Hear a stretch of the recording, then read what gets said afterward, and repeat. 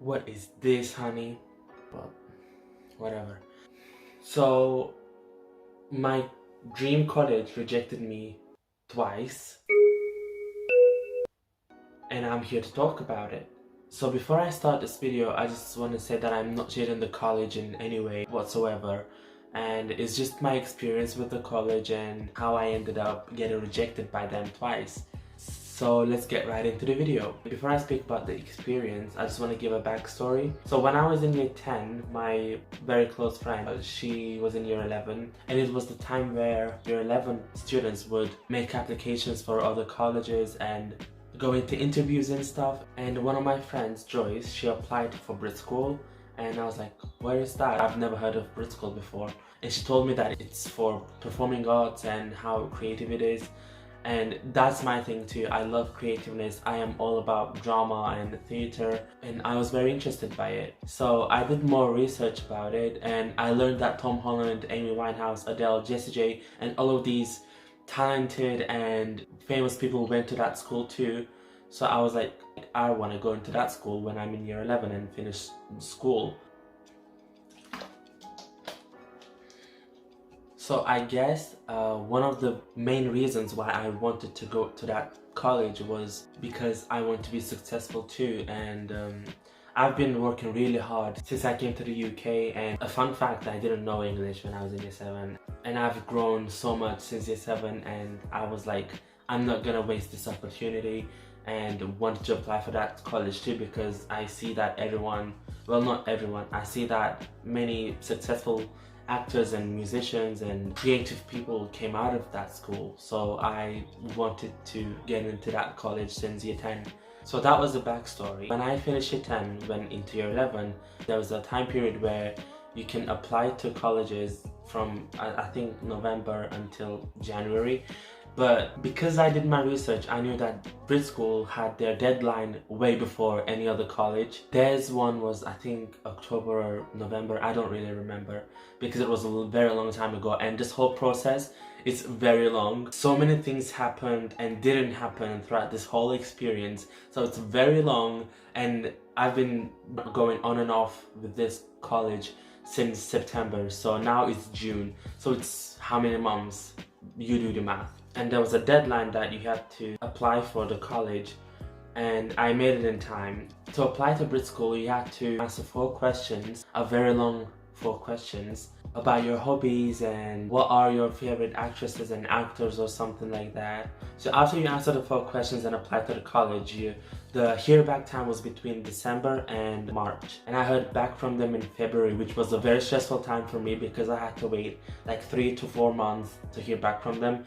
And it's very stressful because you think like, did they like you? Maybe they sent out something to you but you don't have the email, or like maybe it got lost in the mail, something like that. And it was very stressful for me. But I was very happy when I heard back from them, and they sent a letter which is right here, and it said that meeting time was in 26th of February, and the meeting time was 11 a.m. but I had to be there by 8:30 and do the workshop, which was 1 hour from 9 until 10 a.m.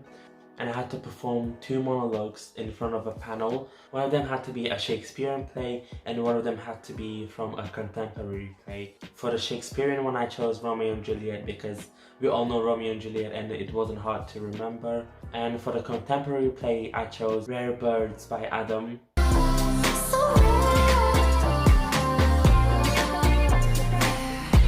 When I had the meeting, I think the performance was okay because I've been practicing the performance for a long time, and I had help from my friends, help from my teacher, drama teacher, and I think I was fine with the performance.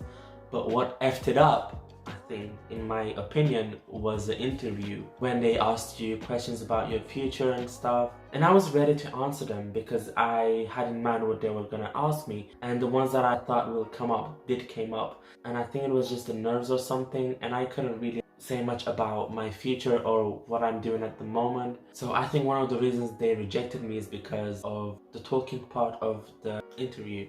And I vividly remember when I got the email back from them when they first rejected me. I was on the train listening to Lose You to Love Me by Selena Gomez, and I was like, not having it.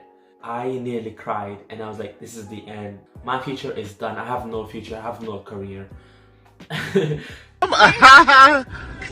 And I continued reading the email from them, and they said you can apply for a second chance. But in order to apply for a second chance, you have to write a letter why they should give you a second chance.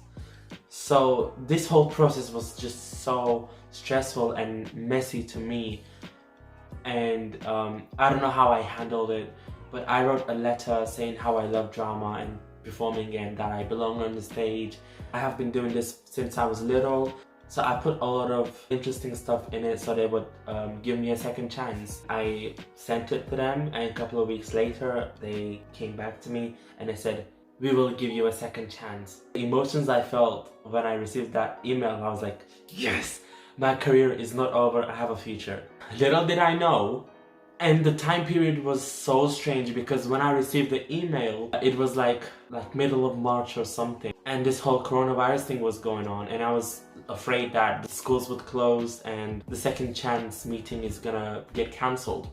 And I was right to a certain point because coronavirus just went wild. She went on a world tour. I was really stressed again, as you can guess, because I didn't hear back from Brit School.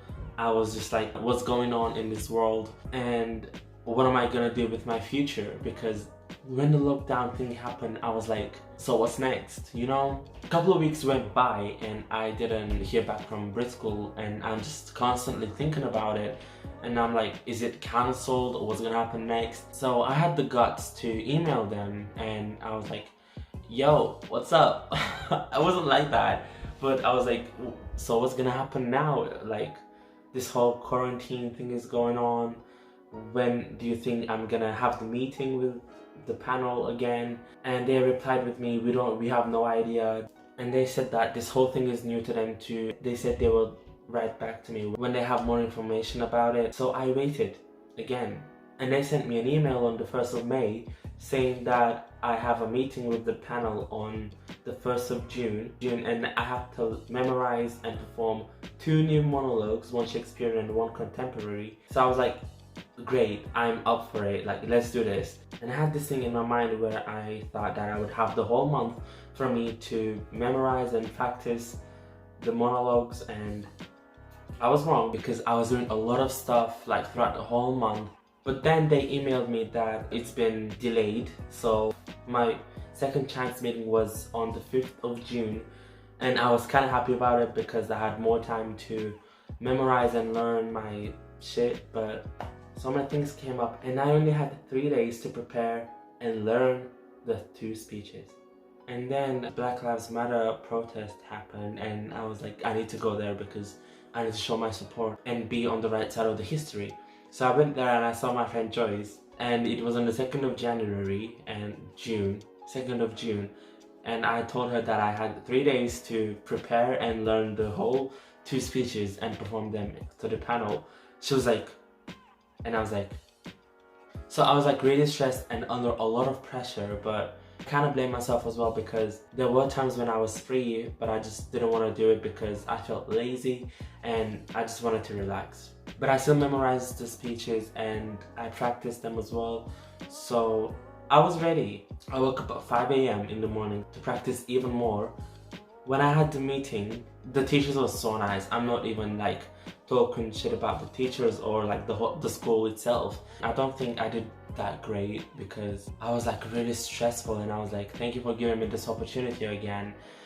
But I think I was just under a lot of pressure, and I was so nervous because in my mind I was already like, they're not gonna accept me because if they reject you once, why would they accept you the second time? So I still had that thought that they would just not accept me again.